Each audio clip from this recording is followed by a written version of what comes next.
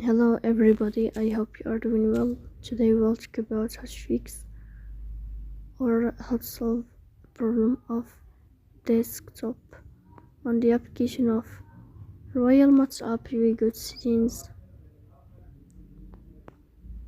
Here we go to apps, default apps, app settings. Then here we search about the application of Royal Maps and you'll enter here to this page. You'll find it in this window.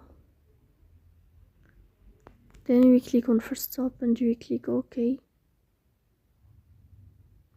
Here we'll enter the storage. And then we click on clear cache. In the end, you can